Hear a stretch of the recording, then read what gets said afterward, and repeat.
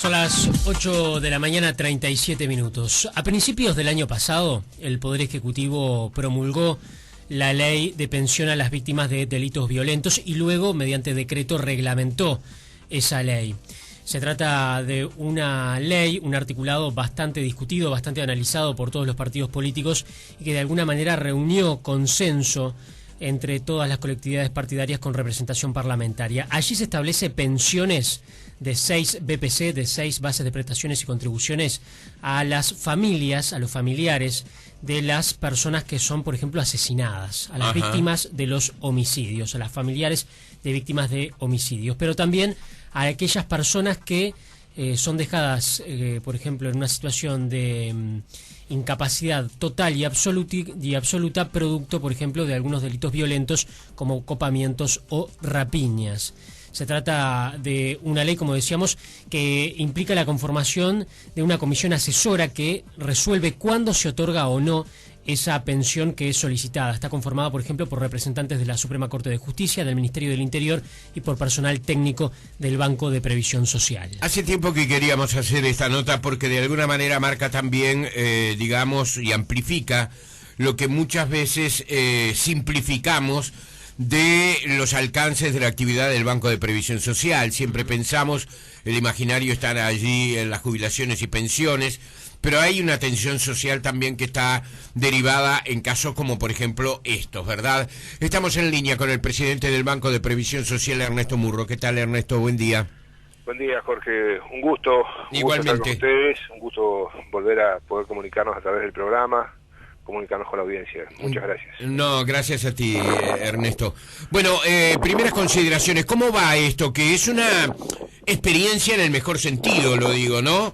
Es decir, los primeros casos que deben atender o que debían atender recién se han producido en estos últimos meses. Sí, Jorge, yo creo en primer lugar hay que destacar un hecho que se viene dando felizmente en Uruguay. Uruguay en esto es un caso medio raro en el mundo, no hay muchas experiencias internacionales donde a través de la seguridad social se atienda a las víctimas de los delitos violentos y a los huérfanos. Recordemos que hay dos leyes, una que particularmente ustedes comentaban, que son las víctimas de delitos violentos, y otra que es la ley que atiende a los huérfanos de violencia doméstica. Que esta ley, ambas leyes son pensiones de seguridad social. Ahí está. Podría haberse seguido otro camino, como por ejemplo haber hecho determinadas formas reparatorias. Incluso ustedes recordarán que en algún momento se pensó esto a partir de un seguro del Banco de Seguros. Y finalmente se optó por hacer algo que nosotros consideramos más correcto, que es el otorgamiento de una pensión de seguridad social en ambos casos. Nosotros tenemos allí entonces la ley 18.850, que es la de violencia doméstica, sí, que ampara a los huérfanos. Sí. Acá, ¿cuál es la cruda realidad? Que lamentable, que normalmente el padre mata a la madre y el niño queda huérfano. El padre preso y la madre fallecida. Sí, sí. Es y muchas veces se suicida incluso el padre, ¿no? Que es lo mismo. Es lo mismo. Entonces, bueno, ahí hay una pensión a los huérfanos. Nosotros en este momento ya tenemos unas 130 personas, huérfanos atendidos a través de esta pensión. Y la otra ley, que es más reciente, la 19.039, que es la que ampara a las víctimas de delitos violentos. Y allí, bueno, hay que particularizar porque no son todos los delitos violentos, son algunos, aquellos donde ocurre un homicidio en caso de rapiña, copamiento o secuestro. Y preciso estos detalles porque, por ejemplo, han habido muy sonados casos de amplísima repercusión en la prensa que a veces inicialmente se presentan como crueles rapiñas y luego terminan siendo otras cosas, como por ejemplo un ajuste de cuentas entre bandas de delincuentes y no tiene nada que ver una cosa con la otra. Claro. En ese caso no hay amparo. Claro. Y yo te iba a preguntar, Ernesto, ¿cómo se realiza? ¿Cómo se discrimina? Porque debe ser muy difícil. Por ejemplo, hay casos no aclarados. Eso ocurre en la policía aquí en nuestro país y en el mundo. Hay situaciones que nunca son aclaradas. Bueno, por eso es que se nos ocurrió y finalmente fue, por suerte fue un acierto, otras veces nos equivocamos, pero en este caso fue un acierto, crear una comisión asesora integrada por representantes del Poder Judicial y del Ministerio del Interior. Porque si nosotros tuviéramos que esperar a las sentencias definitivas, que son las que en definitiva y a la larga valen, pero a veces esas sentencias definitivas pasan años, bueno, prácticamente no tendríamos beneficiarios de esta ley. Porque Sí. Sentencias definitivas, como se sabe, este es un un problema del Poder Judicial, digamos, en cuanto a la demora que hay entre el procesamiento y la sentencia. O sea, las personas son presas, pueden ir procesadas con prisión o sin prisión por determinados delitos, y luego pasa mucho tiempo antes de que esté la sentencia definitiva, que es lo que jurídicamente en estricto sentido correspondería expresar. Ante ello, y la demora que existe en la justicia para resolver la mayoría de los casos, nosotros optamos por considerar el caso estando aún en proceso estando en el procesamiento, digamos, y entonces Sí. allí, en consulta con el asesoramiento de quienes saben en esto, que es el Poder Judicial y el Ministerio del Interior, procedemos a otorgar o a no otorgar la pensión en el caso de delitos violentos. Nosotros en la actualidad tenemos en esta otra ley unas 300 solicitudes recibidas, de las cuales ya a esta altura se han otorgado un centenar. Ajá. Y tenemos otros estudios. Esa es una comisión que se reúne periódicamente, Sí. y que es esa comisión que nos informa, bueno, en este caso sí corresponde, en este caso no corresponde, y luego el BPS toma las decisiones correspondientes, porque es al BPS a quien la ley 19.039 le encargó el determinar esta pensión. Sí, Ernesto, justamente algo has dicho, ¿no? Pero vamos a precisarlo. Esta pensión se concede por solicitud de una persona o de una familia, ¿verdad? Exactamente. Frente a un tipo de situación. La iniciativa no corresponde al BPS, sino a aquellos que creen que están incluidos dentro de esa área, de ese arco de personas que esta ley quiere proteger o quiere de alguna manera respaldar. Exactamente, así es el proceso, Jorge. Hay otra posibilidad que no había mencionado hasta ahora, que es el caso de una persona que por causa de un delito, por ejemplo, un intento de homicidio en ocasión de rapiña como evento secuestro, esa persona quede incapacitada para todo trabajo, y entonces en ese caso el damnificado, la persona, es quien recibe también una prestación de seguridad social. O sea, en el caso de los delitos violentos, entonces son o los familiares, Sí. o las personas damnificadas en caso de que el delito les produzca incapacidad. Bien. Y por eso es muy importante también el relacionamiento que tenemos con las organizaciones sociales que nuclean a estas víctimas, tanto sea Mujeres de Negro, en el caso de las víctimas De violencia doméstica. de violencia doméstica, la ley 18850, con quien trabajamos muy bien, y en el caso de AFAVI, de la Asociación de Familiares de Víctimas de Delitos, con quien también trabajamos muy bien en representación de las víctimas de delitos violentos. Tanto el trabajo que se hace con el Poder Judicial y el Ministerio del Interior, como el trabajo que se hace con ambas organizaciones sociales, son muy importantes para nosotros, a los efectos de que el BPS pueda determinar con la mayor precisión posible los casos. Bien. Todo esto tiene que ver además con un proceso que se da y de reparación, ¿verdad?, de personas que de alguna manera son tocados por esta violencia que nos preocupa a todos. Es decir, estoy hablando de ciudadanos, estoy hablando de partidos políticos, estoy hablando de autoridades, etcétera, etcétera. Está pensado como una iniciativa que tiene que ver o que puede estar relacionado a otro tipo de episodios que en este caso no han sido contemplados inicialmente. Bueno, en principio el BPS viene desarrollando en este camino, Jorge, una especie de programa de ayuda a lo que es la seguridad ciudadana. Sí. Digamos, estas pensiones de seguridad social, que reitero, son un caso raro en el mundo, felizmente para Uruguay. Ajá.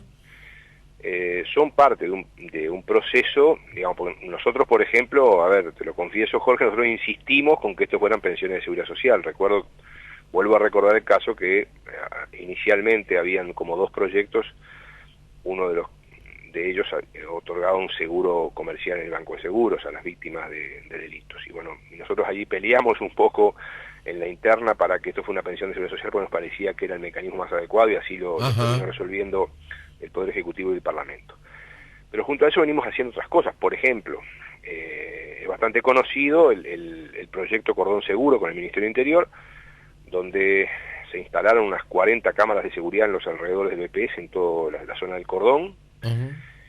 Y ese fue un paso muy importante en la prevención, vigilancia de delitos, que ha dado ya resultados concretos, con un centro de monitoreo público, porque en el hall central del BPS, la vieja caja de jubilaciones, se puede ver, cualquier persona que entre allí puede ver cómo trabajan y observan los policías que están allí adentro, las 40 cámaras de seguridad que están en los alrededores del BPS, digamos, cubriendo un medio centenar de manzanas.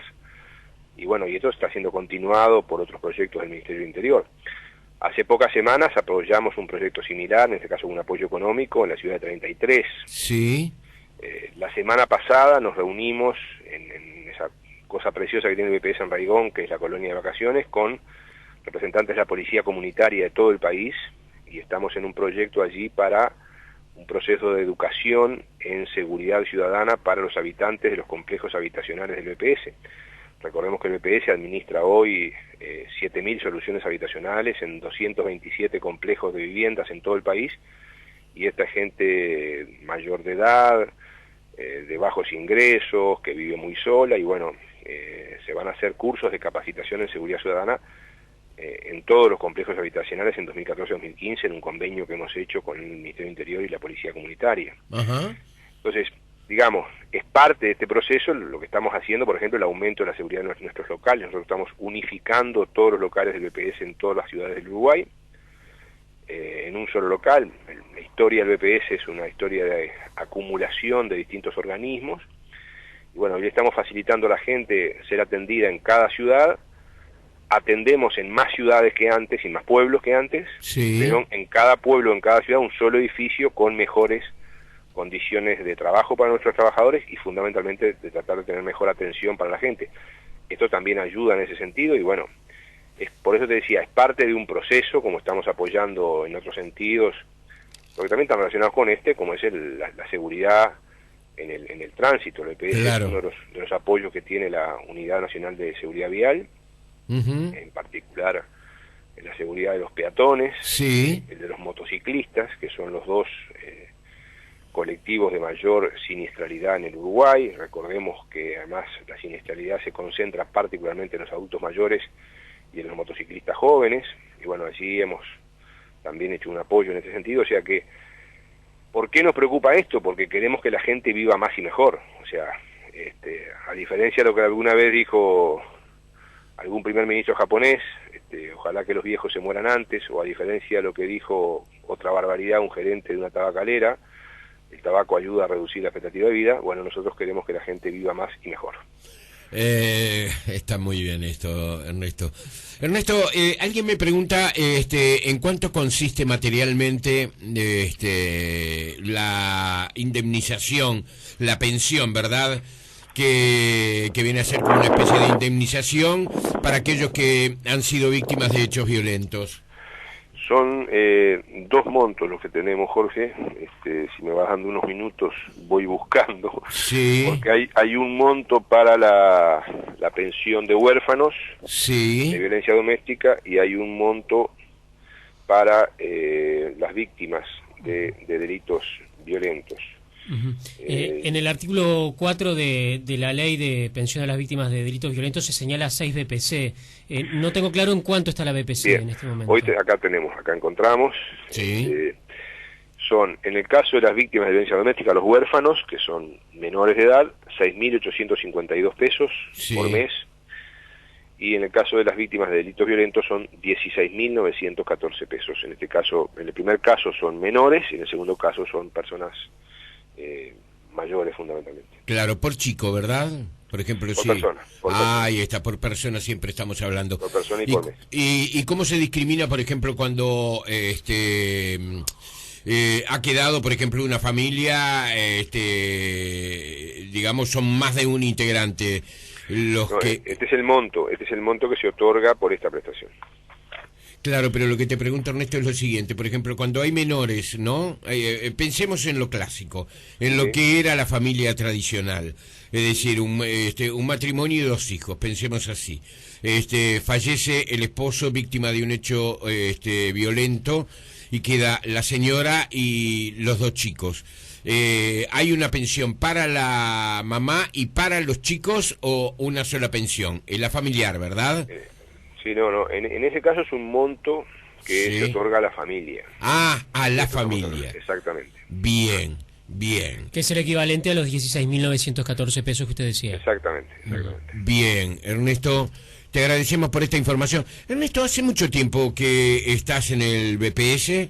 Seguramente esta ha sido una actividad y es una actividad vocacional. Es una actividad que exige energía, que exige además tolerancia para la frustración en el sentido público, ¿no? De cuántas veces queremos las cosas que se hagan rápido y de repente la realidad nos demuestra que van con mayor lentitud. ¿Sigues pensando en mantenerte en el BPS o eres una persona que entiende que también tiene un perfil político con futuro político? Bueno, a ver, vayamos... Bueno, tu rol es político, ¿no? A ver, yo creo que la política es hecha bien, es una cosa imprescindible y admirable en la humanidad. No hay construcción ni mejora del mundo sin política. En primer lugar, te agradezco la pregunta, Jorge. Sí. Por ahora, trabajar hasta el último día como el primer día. Sí. Yo llevo 9 años en la presidencia del BPS, soy de los pocos repetidores que quedan en las 2 administraciones de gobierno, tanto en el gobierno del Dr. Tabaré Vázquez, que tuve el honor de que nos nombrara para ese cargo, como el ahora presidente Pepe Mujica, que también tuvimos el honor que nos reiterara en ese cargo. Sí. Y bueno, contento, satisfecho y reitero, trabajando hasta el último día como el primer día. Y así seguiremos con proyectos, con ideas, con acciones, trabajando muy intensamente, aprovechando la fortaleza que tiene el BPS, de que, como lo decimos siempre, en el BPS el 70% de la gente tiene la camiseta puesta y la suda. Esto es en todos los niveles, a nivel del directorio, de los gerentes, de los trabajadores del organismo, y hay que aprovechar esa capacidad, esa competencia que el BPS tiene para hacer las cosas que siempre hizo y otra cantidad de cosas nuevas como estas que hablábamos, que antes no se hacían y ahora se hacen, y las hacemos con la misma gente, con la misma cantidad de gente y con el mismo presupuesto. No hemos aumentado ni el personal ni el presupuesto para hacer estas cosas y otras que hacemos, como administrar el sistema de salud, colaborar fuertemente en la reforma tributaria u otras cosas que hemos realizado y seguimos haciendo en estos años. En segundo lugar, digamos, yo hace 22 años que estoy en el Banco de Previsión Social, entré primero por representación de los trabajadores, allá por 1992, y bueno, soy hombre de procesos largos, de trabajar en equipo, de mantenerme. Yo estuve detenido durante la dictadura, salí de la dictadura de la cárcel y no podía trabajar de maestro, que era mi profesión.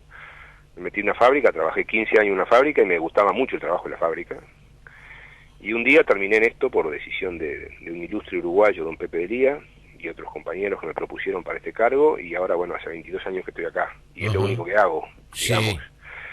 Y bueno, la vida dirá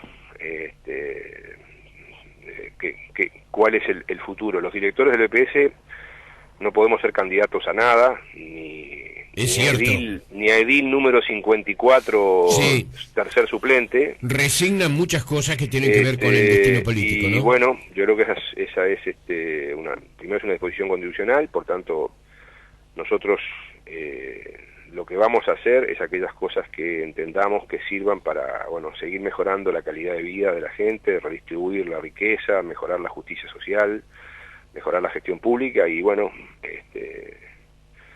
en ese camino estaremos a lo que la historia disponga. Luego se verá. Es muy difícil identificarte fuera del BPS y consideramos que es muy altamente probable que continúes allí, ¿verdad? Además, sobre todo cuando tiene eso que decíamos en el principio, hay una vocación que se transmite, hay un gusto por lo que se hace. Pero uno piensa que hay un directorio muy plural, que me gusta destacar. Ajá. El Sí, BPS claro, tiene claro. uno de los directorios más plurales del Uruguay. Ajá. 3 directores provenimos del Frente Amplio, uno del Partido Nacional, uno de los empresarios, uno de los trabajadores, uno de los jubilados. Y la verdad tengo la satisfacción de presidir ese organismo con las bienvenidas diferencias internas que tiene que haber para fortalecer y mejorar las cosas y la democracia y la institucionalidad, pero también con los consensos y acuerdos útiles necesarios para llevar adelante y dirigir este proceso. Al presidente del Banco de Previsión Social, Ernesto Murro, nuevamente gracias, Ernesto, hasta pronto. Un gran abrazo y hasta pronto. Gracias. Hasta pronto, chau, chau.